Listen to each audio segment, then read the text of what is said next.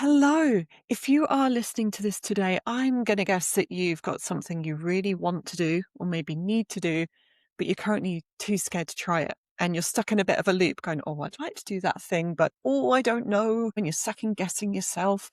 It could be something like, I don't know, asking somebody out. Could be changing career. Could be starting that business.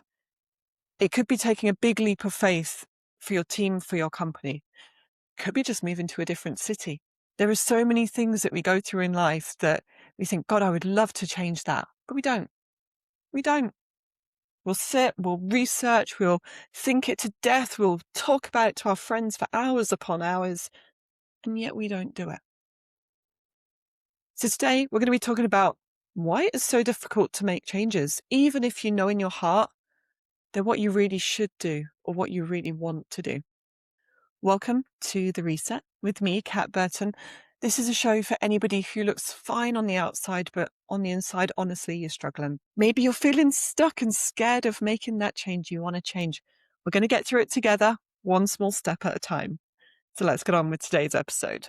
So many of us have these things we want to change, things we want to improve, things we want to do, but we're scared. We're absolutely scared. And there's a number of reasons for that.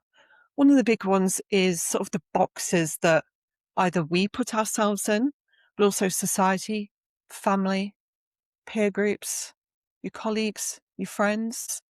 Maybe you were raised to follow a certain career path and everyone's saying, oh, you'd be great at that. But you think, actually, I don't want to do that. I want to change it.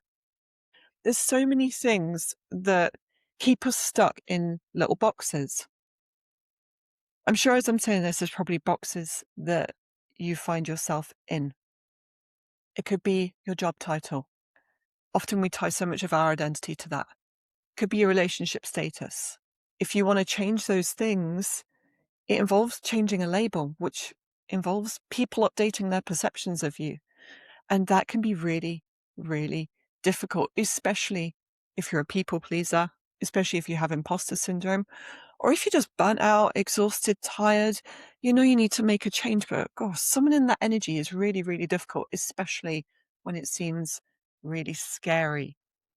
Staying in a painful place, staying in that box that you've outgrown, staying with that career, that job title, that situation that just doesn't fit you anymore. We often do it because for our brains, it feels safer to stick with the thing that's difficult that we know it's got a known outcome. It's a known challenge, right? It's rubbish, but you know the level of rubbish it is. It's predictable in its rubbishness.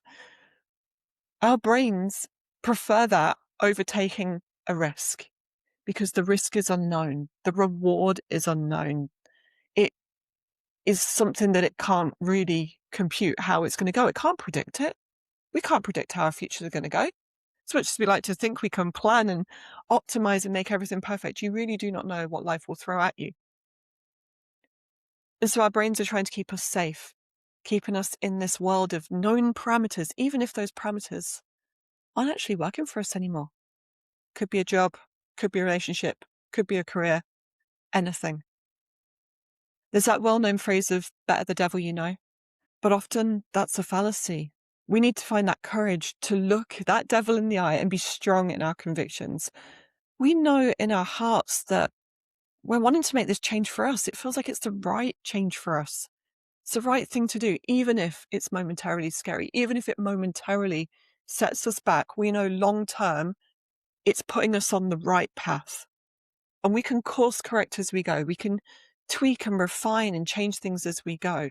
But you don't want to stay on the wrong path. If you stay on the wrong path, that way lies burnout, sadness, resentment, all of those negative feelings. But if you slowly change your path, or you can do a big, huge leap of faith and completely change direction. But whatever you do, we want to be getting you on the path that's right for you, not the one that was determined for you by your family, by qualifications you chose when you were a teenager, when you did not know better. And at school, someone said, you're pretty good at, in my case, maths and computers. You should do that. Find the thing that makes you happy, makes you excited. And I've got various episodes on this that I want to do. I've also got an old episode on Ikigai, which can help you if you're just feeling lost and have absolutely no idea where to go. But I'm going to assume that most of you listening, you know, in your heart of hearts, you know there's a thing that would make your life more exciting, more fulfilling, happier, more rewarding. They'll make you want to get out of bed in the morning. Trust your instincts. Trust your intuition on it. Sometimes the hardest thing with this is obviously making action. We can research things to absolute death and we go with all this knowledge. I know all the things. I know all the facts. I've researched it. I know what I want to do. But simply putting the thing into action is like a roadblock. It's like this invisible force-filled barrier and it's just so hard to get past it. And it takes a lot to get beyond that point. Sometimes what you need is the support of a friend, a family, or a loved one. You need someone by your side just to say, I'm here with you on that journey in spirit. You know, I'll be your wingwoman. And that's often what many coaches and advisors do. That's often what I end up doing for many of my clients. It's being there with them, sitting alongside them on that journey. Because doing the journey on your own is really, really scary. But if you've just got somebody with you, it makes things so much easier. So I'm going to ask you some questions today to help you figure out what it is that's keeping you stuck and what it is that you want to do. And I'm going to give you some examples from my personal situations as well, because hopefully that will help inspire you to take some action, even though I also get really, really scared, but I push through it. I push through it because I know it's the right thing to do, even if, or particularly if, it's terrifying. So I'm sure you've already got it in your head, but if you haven't thought about it yet, what's something you know that you need to do or that you really want to do, but you keep avoiding? For me personally, it was stepping away from long-term consultancy, 9 to 5s, full-time employment, those kind of cycles. Because I know that for my brain, I need that flexibility. I need that freedom in the day. So I knew I needed to stop doing that. I knew it because I've got this cycle of burnout that's lasted my whole life. But that thing was also my safety net for years. It's what people know me for. It's what I'm known for being good at. Saying I don't do that anymore effectively removes my safety net, but it also removes a heavy rock I've been dragging around with me. That box that I've grown out of that no longer fits me. Now, all of that knowledge and experience isn't thrown away. If you make a big change, you bring that with you. And that's something that I was scared of. That was something that I was worried about. Whenever you do a reset, whenever you change direction, whenever you do a big pivot, you're not starting from zero. You're bringing experience, knowledge, lessons that you've learned. You're bringing all of it. So I'm not throwing away games industry, career and knowledge. That comes with me. And then what I find now is most of my coaching clients are people in leadership, founder, exec positions at games companies, at game studios, who love what they do, but they need to make changes. And I'm there to support them with it. So think about that thing that you are avoiding. Think about what it is you are scared of. What is it? By removing the rock, the boulder that you are dragging around, it will free you up to focus on the things that you want to do, that you love. For me, that's this podcast. It's coaching and mentoring. It's helping people. That's my purpose. It took me a long time to figure it out. So I'm taking that leap of faith here, publicly, on the podcast. And I'm also acknowledging it's utterly, utterly terrifying. And that fear comes from the potential for failure. But it also comes from the fact that you really care about it. If you didn't care about the thing that you're scared of doing, you'd probably feel nonchalant about the change. If you were just going to go and get a random day job just to tide you over for a bit, you'd be like, I'm not scared of doing that. I'm just going to go do that day job for 6 months, a year, a couple of years, just to tide me over while I start my business, while I do the pivot. That thing you are scared of is the thing that you are passionate about, that you care about. And it's actually shining a light on the direction you should be going. And it's so unintuitive. It's so unintuitive. I don't know why our brains are wired this way. I guess it's for survival, but it's leading you in a direction to make your own path. And your brain is saying you want it, but also that you're scared. So I'm sure by now you've got your thing. You know what you want to do, but you've been avoiding it. Like me with restarting the podcast, like me with saying, look, I don't want to do long-term consultancy anymore. I'll happily help people out for, hourly sessions, but I can't do those 4 days. I will burn out.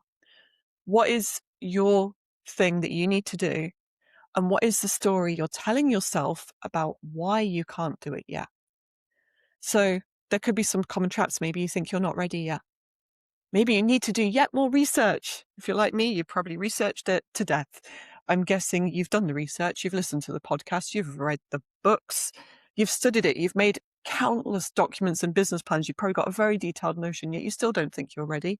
Fun fact, you will never be ready, because being ready is usually when we think we're not going to be scared. Being ready is when we think we've got all the facts, but the world is moving so fast. There's always going to be a better tool that comes out. There's always going to be better tech. There's always going to be a better time. There's always going to be changes. There's never a perfect time. There's never perfect tech. All you have is now. And you need to act with what you have now, because each day, that's all you have. You can't predict the future. We don't know what tech advances we're going to be. We don't know if this AI bubble is going to crash. We've got no idea. We've got absolutely no idea. Who knows what the economy is going to do? You don't know. We don't know what life's going to throw at us.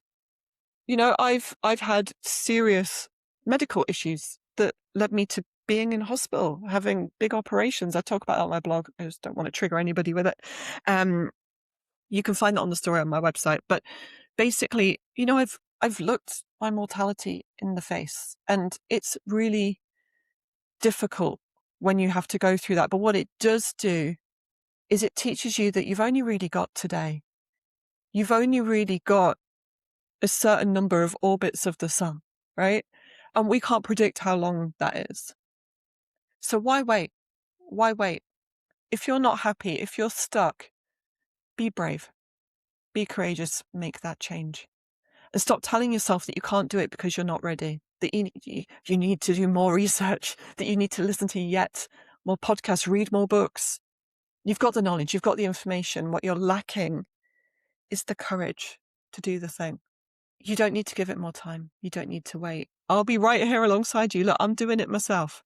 I'm going through that career change. I'm putting it out there that, I'm not going to do 9 to 5. Gosh, it's scary. It's really, really scary. But I know it's the right thing to do for me personally. And so if you're going through something similar where you think you need to make a big change, just know I'm here cheering you on. Whatever it is that you want to do, whatever decision it is that you want to make, I'm here cheering you on. So question whether you're really not ready. You probably are. Often we get stuck in this productive procrastination loop where we feel like we're doing something, but we're not. We're not doing. We're reading, we're learning, we're studying, we're doing anything but moving forward with an actual action, because the action is the hardest bit. That's the most scary bit. The next question I want you to ask yourself is, with this thing, let's talk about the fear. Let's talk about the fear around it. What's the actual worst case scenario if you try it and it doesn't pan out in the way you hope? If you ask someone out and they say no. If you try that business pivot and it doesn't pan out. What's the worst thing that could happen? Write it down and think of genuinely the worst case scenario.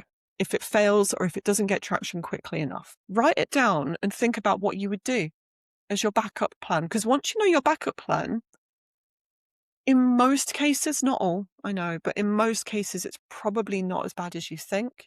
And you could probably figure it out. You're probably very, very resilient.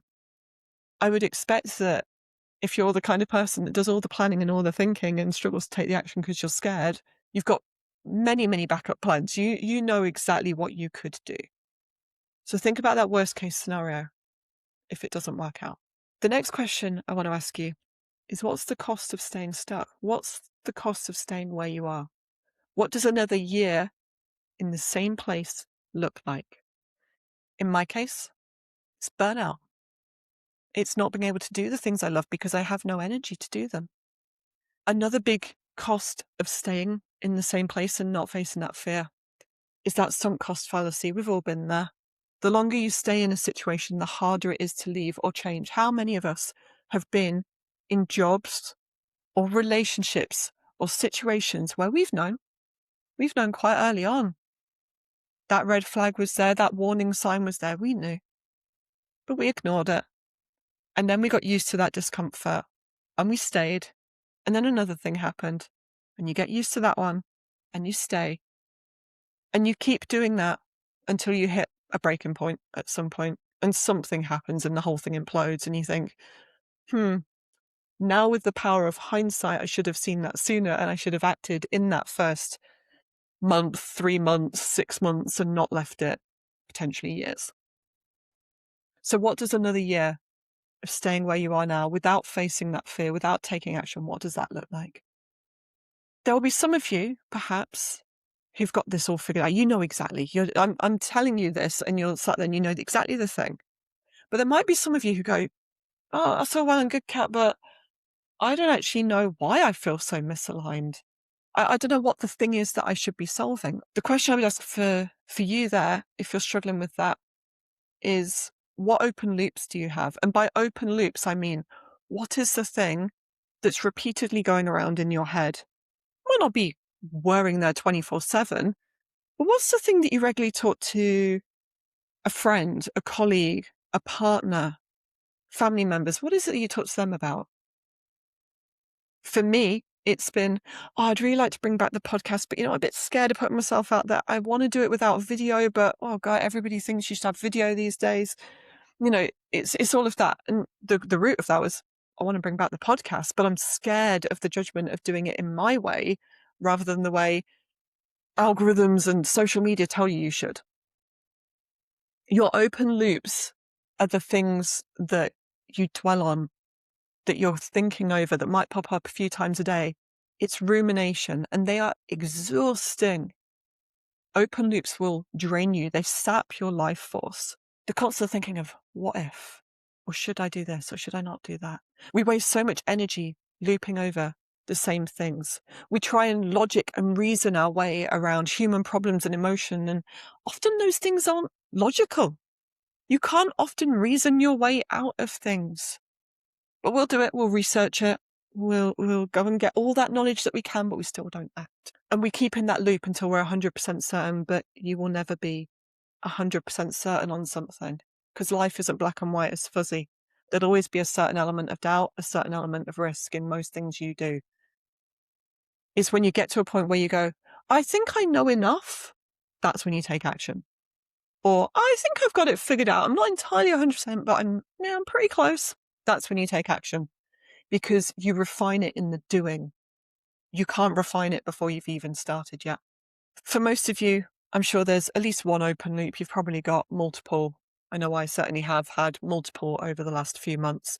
I expect if you just paused on that thinking, wrote down what it is, what is your open loop, what's your current stance on it, what you think you need to do, I think you'd be absolutely fine.